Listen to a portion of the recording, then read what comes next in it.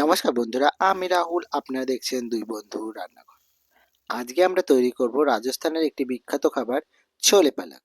এই ছোলে পালাক আপনারা ভাত, রুটি, পরোটা সবকিছুর সঙ্গে খেতে পারবেন। খুবই কম সময়ে খুব চটজলদি এই ছোলে পালাকটি তৈরি করা যায়। ছোলে পালাক তৈরি করার জন্য উপকরণ হিসেবে এখানে আমরা নিয়েছি পালং শাক। পালং শাকের যে পাতাওয়ালা শাকগুলো সেইটাই নিয়েছি। আর নিয়েছি এখানে আমরা ছোলা। ছোলাটিকে আমরা ৮-৯ ঘন্টা আগে ভিজিয়ে রেখেছিলাম। দেখতেই পাচ্ছেন ছোলাগুলি কত সুন্দর ফুলে গেছে।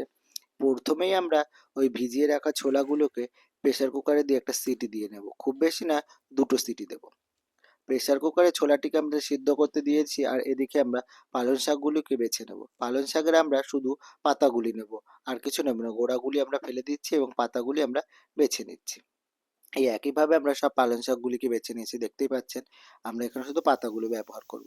এদিকে আমাদের প্রেসার কুকারেও ২ সিটি পড়ে গেছে। এবার আমরা প্রেসার কুকারটিকে নামিয়ে রাখবো গ্যাসের ওপর থেকে। আবার কড়াইয়ের ওপরে আমরা বসিয়ে দেবো কড়াই। কড়াইতে আমরা দিয়ে দিচ্ছি জল। জল একটু ফুটে উঠলে তাতে আমরা দিয়ে দেবো সেই পালং শাকগুলি। পালং শাকগুলিকে আমাদের খুব বেশি নয়, ওই ১ থেকে ১.৫ মিনিট পর্যন্ত আমরা সেদ্ধ করে নেব। খুব বেশি সেদ্ধ করলে কিন্তু এর কালারটি চেঞ্জ হয়ে যাবে, তাই আমরা এটিকে ১ থেকে ১.৫ মিনিট ওই লো টু মিডিয়াম আঁচে একটু ভাপিয়ে নেব।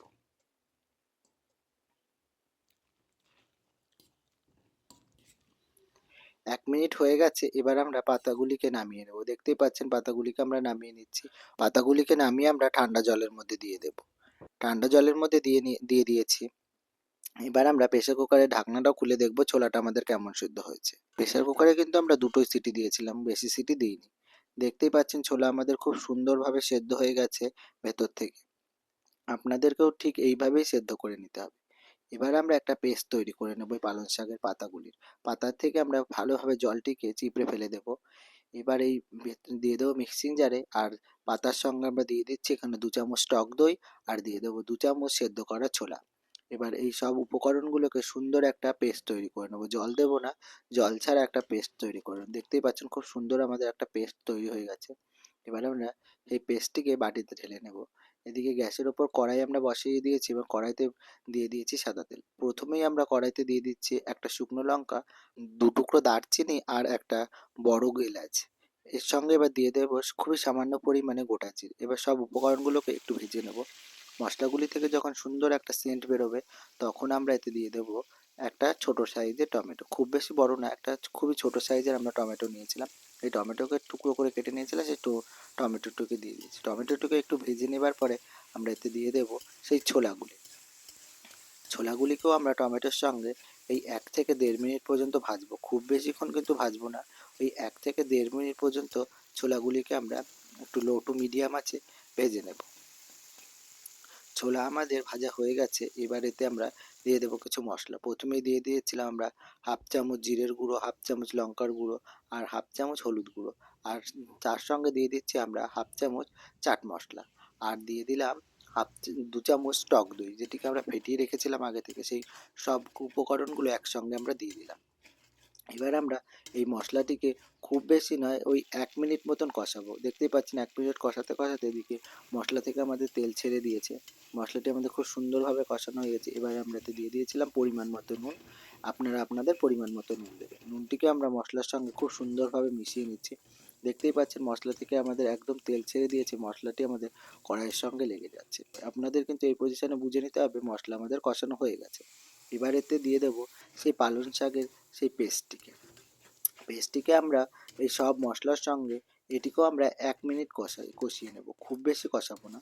খুব বেশি কষালে কিন্তু এই যে পালং শাকের যে কালারটি, সে কালারটি চেঞ্জ হয়ে যাবে। এতে এবার আমরা খুব সামান্য পরিমাণে জল দিয়ে দিয়েছিলাম। এবার এটিকে আমরা লো টু মিডিয়াম আঁচে ফুটতে দিচ্ছি। এটি একটু ফুটে উঠুক। দেখতেই পাচ্ছেন কি সুন্দর গ্রেভি একটা ব্যাপার এসে গেছে। এটি রান্না করতে বেশিক্ষণ সময় লাগে না, হাতে ১০টা মিনিট সময় থাকলেই এটি তৈরি করা যায়। এবার এতে আমরা দিয়ে দিলাম একটু চিনি। যেহেতু পালং শাক একটা খাড় ব্যাপার থাকে, তাই এতে একটু ব্যবহার করলাম আমরা চিনি। চিনিটি আমরা ১ চামচ দিয়েছি। আপনারা চাইলে এটিকে নাও দিতে পারেন। দেখতেই পাচ্ছেন এদিকে আমাদের ছোলে পালাক রেডি হয়ে গেছে। একদম শেষে আমরা দিয়ে দেবো একটু গরম মশলার গুঁড়ো। গরম মশলার গুঁড়োটা দিয়ে আমরা এটাকে নামিয়ে নেব। এবার আমরা এতে দিয়ে দিচ্ছি ১/২ চামচ মতো গরম মশলার গুঁড়ো। গরম মশলার গুঁড়োটিকেও আমরা এর সঙ্গে ভালোভাবে একটু মিশিয়ে নেব। এটির সঙ্গে সুন্দরভাবে মিশিয়ে নিলেই আমাদের ছোলে পালাক রেডি হয়ে যাবে। এটিকে এবার আমরা নামিয়ে নেবো। এর উপরে এবার একটা তড়কা দিতে হবে। তাই তড়কার জন্য প্রথমেই আমরা দিয়ে দিয়েছিলাম হাতার উপরে কিছু পরিমাণে ঘি। ঘিটি আমাদের একটু গরম হয়ে গেলে তাতে আমরা প্রথমে দিয়েছি ফোড়ন হিসেবে হিং। হিংয়ের সাথে দিয়ে দিচ্ছি এখানে আমরা কিছু গোটা জিরে। এবার সব উপকরণগুলোকে আমাদের একটু ভালোভাবে ভেজে নিতে হবে যতক্ষণ না হিঙের সে সুন্দর একটা গন্ধ বেরোচ্ছে। তড়কা আমাদের তৈরি হয়ে গেছে। এবার এটিকে দিয়ে দেবো এই ছোলে পালাকের ওপর। তাহলেই আমাদের তৈরি হয়ে যাবে সেই রাজস্থানের বিখ্যাত ডিশ ছোলে পালাক। ফাইনালি আমাদের রাজস্থানের সেই বিখ্যাত খাবার ছোলে পালাক তৈরি হয়ে গেছে। এই ছোলে পালাকটি আপনারা ভাত, রুটি, পরোটা সবকিছুর সঙ্গেই খেতে পারেন। এই ছোলে পালাকের রেসিপিটি যদি আপনাদের ভালো লাগে অবশ্যই আমাদের চ্যানেলটিকে সাবস্ক্রাইব করে আমাদের পাশে থাকবেন, কমেন্ট করে অবশ্যই জানাবেন কিন্তু।